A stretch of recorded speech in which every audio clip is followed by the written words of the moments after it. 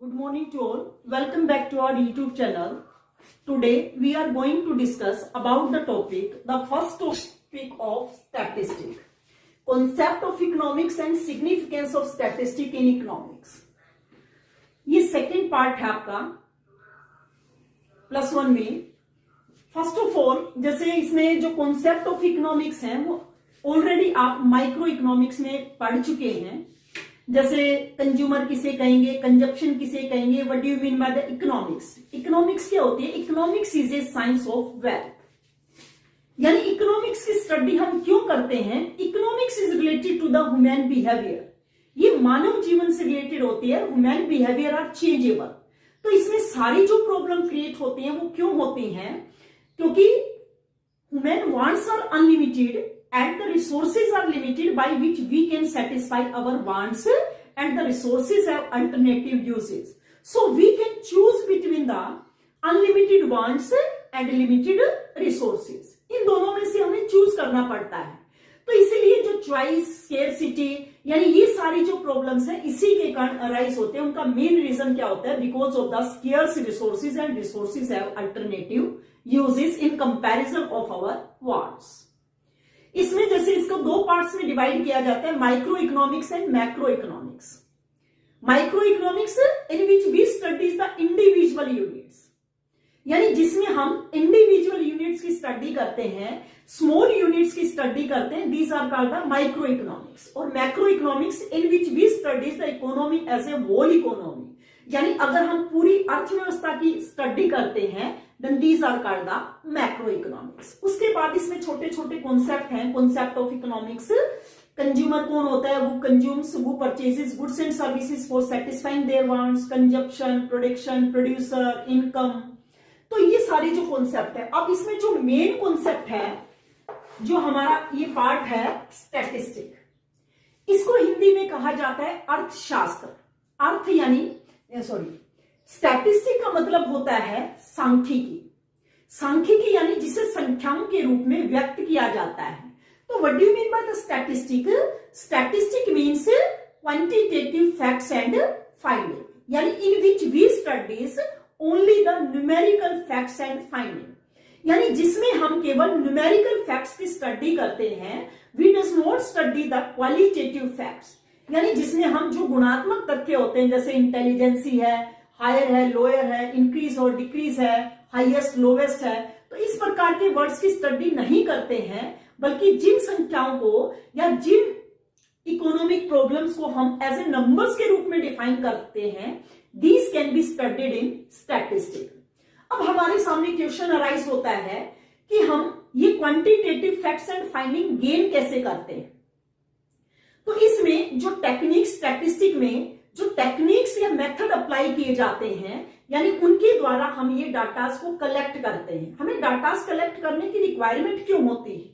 क्योंकि इसके द्वारा हम अपनी इकोनॉमिक कंडीशन को फाइंड आउट कर सकते हैं, हम अदर कंट्री से कंपेयर कर सकते हैं उनको, हम अपने देश की सिचुएशन को फाइंड आउट कर सकते हैं.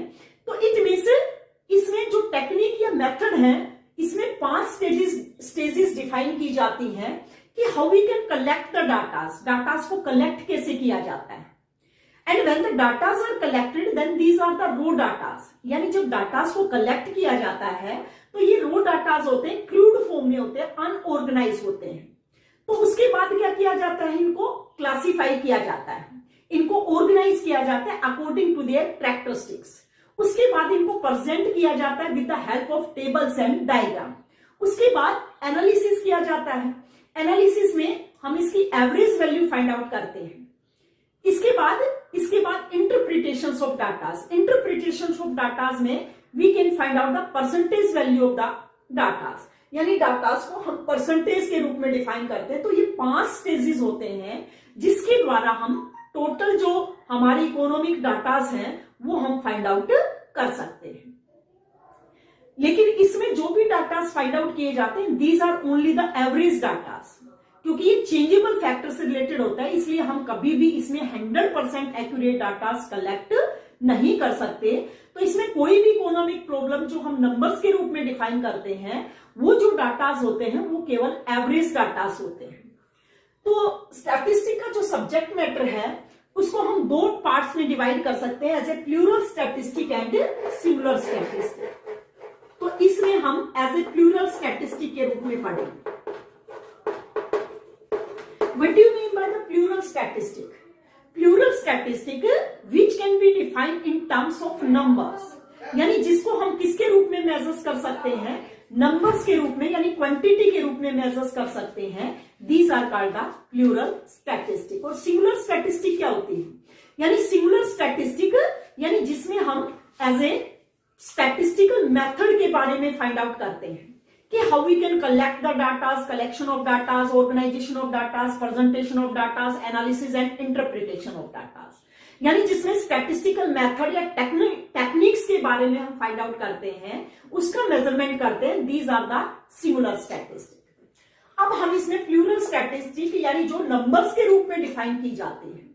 अब इसकी फीचर्स हैं कि विच टाइप्स ऑफ नंबर्स, आप ये देखो कि all the numbers are not included in statistic, right, यानी सारे जो नंबर्स हैं वो स्टैटिस्टिक में इंक्लूड नहीं होते हैं, but statistic includes only in the numbers, only in terms of numbers. लेकिन जो स्टैटिस्टिक होती है वो केवल नंबर्स के रूप में डिफाइन की जाती है, लेकिन सारे जो नंबर्स हैं वो स्टैटिस्टिक नहीं होते। तो अब हम फीचर्स में पढ़ेंगे which type of numbers are included in statistic, यानी किस प्रकार के नंबर्स को हम स्टैटिस्टिक में इंक्लूड करते हैं। तो ये है इसकी features of statistic.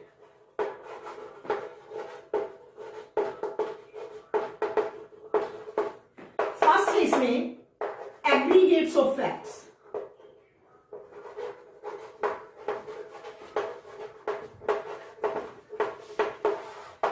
Aggregates of facts यानी तथ्यों का समूह, यानी single number does not exist in statistic, we studies only the aggregates of facts, यानी एक जो सिंगल नंबर है, एक अकेले जो संख्या है वो स्टैटिस्टिक में यानी इसका मेजरमेंट नहीं किया जाता। अगर हमारे पास एक से ज्यादा संख्याएं हैं that these can be included in statistic. जैसे we have 1000 student in 11th, right, ये सिंगल नंबर है क्योंकि इससे हम कोई भी इंफॉर्मेशन कलेक्ट नहीं कर सकते, ना ही कंपैरिजन कर सकते, ना ही कोई कंक्लूजन फाइंड आउट कर सकते। तो एक सिंगल नंबर है, उसकी कोई भी वैल्यू नहीं होती है। अगर हमारे पास एक से ज्यादा संख्याएं, जैसे इसी को अगर मैं कहूं कि there are 500 student in science, 300 student in commerce and 200 student in arts, तो हम इसका कंपैरिजन कर सकते हैं कि कितने स्टूडेंट साइंस में है, कितने स्टूडेंट एज ए कॉमर्स में, कितने आर्ट्स में, तो इनका कंपैरिजन कर सकते हैं, इनसे कंक्लूजन फाइंड आउट कर सकते हैं। तो एक सिंगल नंबर इसकी स्टडी स्टैटिस्टिक में नहीं की जाती। These are only the aggregates of facts, यानी ये तथ्यों का समूह होता है, एक से ज्यादा संख्याएं इसमें इंक्लूड होती है। सेकंड है इसमें न्यूमेरिकली एक्सप्रेस्ड ओनली।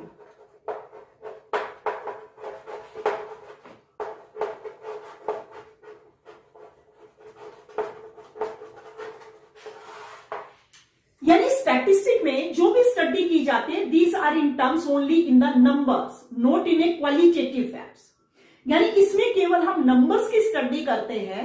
जो क्वालिटेटिव फैक्ट्स हैं जैसे हाईएस्ट है, लोवेस्ट है, इंक्रीज है, डिक्रीज है, इनकी स्टडी इसमें नहीं की जाती, यानी इसमें हम केवल नंबर्स की स्टडी करते हैं। जैसे मान लो ए की हाइट 6.5 इंच है और बी की हाइट 5.8 है, तो हम इसके बेस पर लगा सकते हैं कि जो कौन इसमें टॉलर है और कौन स्मॉलर है।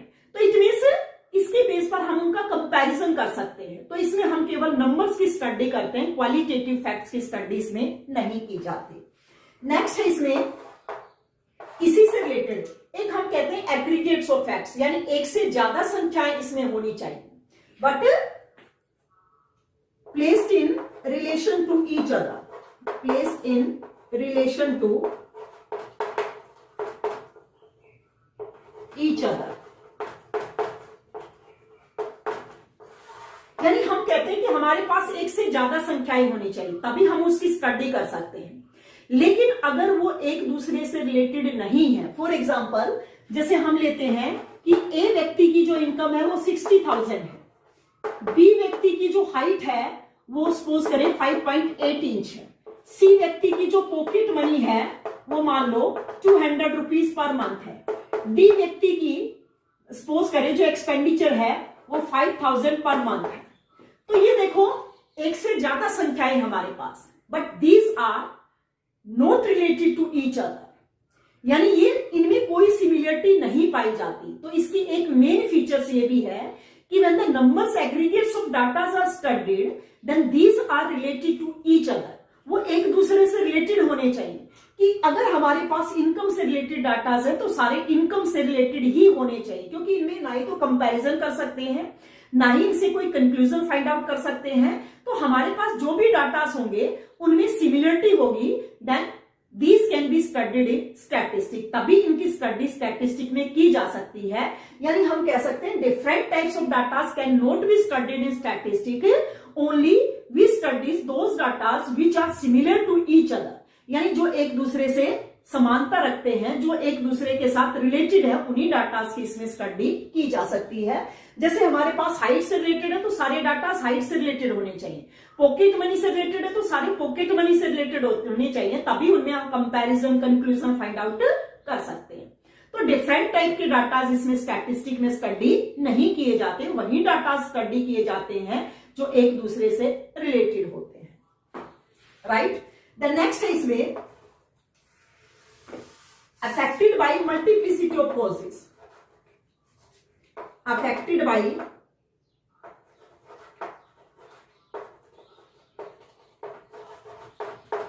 multiplicity of causes,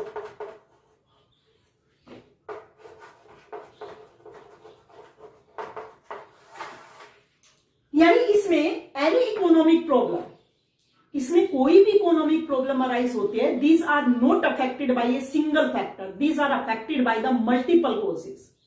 यानी जैसे मान लो हमारे देश में इन्फ्लेशन की प्रॉब्लम अराइज होती है तो उसके पीछे केवल एक फैक्टर नहीं होता है कि डिमांड इंक्रीज हो रही है, उसके पीछे फैक्टर हो सकते हैं डिमांड इंक्रीज हो रही है, पॉपुलेशन इंक्रीज हो रही है, कॉस्ट इंक्रीज हो रही है, और कॉस्ट इंक्रीज होने के कारण सप्लाई डिक्रीज हो रही है, प्रोडक्शन कम हो रहा है। तो इट मींस इसके पीछे बहुत से रीजन हो सकते हैं, यानी जो इस प्रॉब्लम का रीजन होते हैं, कॉजेस होते हैं। तो कहने का अभिप्राय है कि हमारे देश में कोई भी इकोनॉमिक प्रॉब्लम अराइज होती है, कोई भी आर्थिक समस्या अगर अराइज होती है तो उसके पीछे केवल एक रीजन नहीं होता है, उसके पीछे बहुत से रीजन होते हैं जिसके कारण वो अराइज होते हैं। जैसे इन्फ्लेशन की प्रॉब्लम है, अनएम्प्लॉयमेंट की प्रॉब्लम है, पॉवर्टी की प्रॉब्लम है, तो कोई भी प्रॉब्लम है यानी उसके पीछे केवल एक सिंगल फैक्टर नहीं होता है, उसके पीछे बहुत से रीजन होते हैं जिसके कारण वो प्रॉब्लम अराइज होती है, राइट। इसके बाद नेक्स्ट है इसमें जैसे predetermined purpose, as next है predetermined purpose.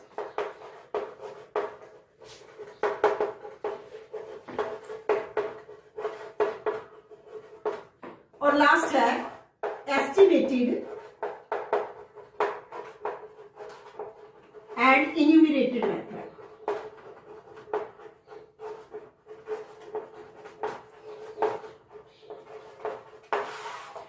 Pre determined purpose क्या है?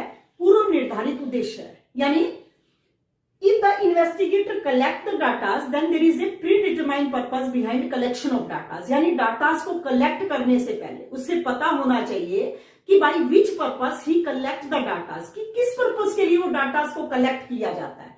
तो इट मींस पहले से उसे प्लान बना लेना चाहिए कि किस किस प्रॉब्लम से रिलेटेड उसे डाटास को कलेक्ट करना है, कैसे कलेक्ट करना है, कौन से मेथड को यूज करना है, तभी डाटास को इसमें कलेक्ट किया जाता है। तो इससे पहले यानी प्री प्लान होना चाहिए, तभी डाटास को कलेक्ट इसमें किया जा सकता है, वरना जो डाटास कलेक्ट होंगे वो हमें सही इंफॉर्मेशन प्रोवाइड नहीं करेंगे।